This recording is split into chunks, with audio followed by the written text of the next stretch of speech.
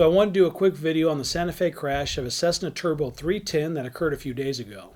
I know that there has been quite a bit of coverage on this particular incident, but I had a few bits of additional data that I wanted to add to the conversation. The first has to do with the cause of the crash. One of the early commentators mistook the aircraft type for the normally aspirated Cessna 310 powered by IO 520s when the aircraft was actually the turbo version powered by TIO 520s. The difference being that the IO 520 variant has a single-engine service ceiling of just over 7,000 feet density altitude, while the TIO 520 goes 10,000 feet higher to 17,000 feet. Now, it was July in Sante Fe, which is 6,300 feet above sea level. The density altitude on this particular morning was around 9,000 feet, meaning that the naturally aspirated Continental 520 hung on the 310 would fulfill the adage that the second engine on a piston twin is just good enough to get you to the scene of the crash. The turbo version, on the other hand, allows the potential for a modest climb rate. I go over this in a recreation video that I'm doing in tandem with this video. Some of you may have already seen it. If not, I'll drop a link at the end of the video. The main gist of it is that an engine failure in those conditions would have resulted in a rather anemic climb rate, somewhere between 200 and 300 feet per minute. If you have a little bit of a downdraft, you may not be able to climb at all, which appears to be what occurred in this case. The not climbing part, we don't know about the downdraft. Another commentator complained that the tower controller vectored the aircraft to turn in the wrong direction. I think this was a suggestion of a technique on his part. He seemed to believe that the left engine had failed. I haven't been able to find any definitive data to support which engine exactly failed. There was an exchange between the tower controller and the pilot in which the controller asks, "It's a one engine?" The pilot responded, "One engine."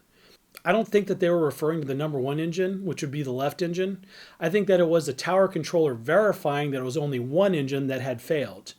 It very well may have been that the number one engine failed. The question is, was a left turn into the dead engine inappropriate? The answer is there is no restriction on turns during single engine operation on any certified aircraft. You can maneuver in either direction. What you need to focus on is airspeed. And yes, optimal performance is obtained with a slight bank into the operative engine, but this has more to do with thrust vector and side slip than anything else. You want the ball half out of center, and maintaining heading with the 5-degree bank into the good engine will give you the appropriate rudder deflection to optimize aircraft performance with asymmetric thrust. The direction of the turn wasn't the problem, it was the fact that he turned prior to obtaining sufficient maneuvering altitude. In visual conditions with an engine failure during the initial climb, the appropriate response is to fly straight out unless there's terrain in front of you. Maintain VYSC once you are above obstacles, run the appropriate procedure with an emphasis on not shutting down the good engine, and continue on a constant heading, ball half out of center with a slight bank into the good engine until you reach a safe maneuvering altitude, at which time you can select the best airport option, which may or may not be the departure field. General aviation pilots have it harder than us airline types, not because we have big turbine engines, but because we have tons of performance data to help ensure that we can maintain single engine climb gradients. In high density altitude days, that may mean that we carry fewer passengers or make a fuel stop in order to limit weight as a trade-off to obtain that performance. And we have engineers who analyze the terrain around an airport to ensure the gradients will be met when flying runway heading after an engine failure. Though a Turbo 310 has good single engine performance for a piston, it may not always meet those gradients. And detailed performance information in that airframe is harder to come by. The net result is that on a high density altitude day, even though a turboed engine is still making full rated power, single engine performance will nonetheless suffer. You won't have the same climb rate or climb gradient, meaning that a forced off-field landing may be required. Witness testimony paints a pretty good picture of the crash being caused by a VMC roll, as there are reports of the aircraft spiraling nose down before it struck a house and burst into flames. The interesting thing is that the ADS-B data depicts a stable airspeed throughout the 1 minute that separated the takeoff from the crash.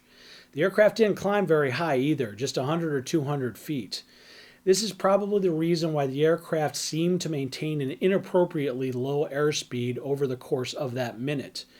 ADS-B data depicts a ground speed around 100 knots for most of the flight. At 6,500 feet MSL, you knock off around 14% of ground speed in order to extrapolate airspeed. In this case, it would have been somewhere in the low to mid 80s.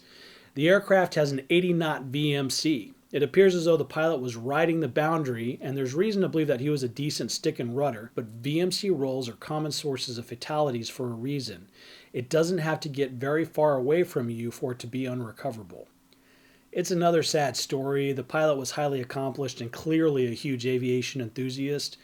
In his defense, it's nearly impossible to avoid the desire to keep an aircraft in the air until you can reach the airport, but stall spins are almost certain to kill you.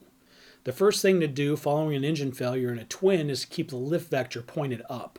Climb to a safe maneuvering altitude. Turns do not help you to do that, and even maintaining level flight, it is sometimes not possible to maintain altitude. A forced off-field landing may be your best choice. I'm in the middle of research for the Helios 737 hypoxia crash a couple decades ago in Greece, so keep an eye out for that one. If you didn't already watch the recreation of the Sante Fe crash I did, click the link above or look for it down in the comments section. Don't forget to like and subscribe. Until next time, take care.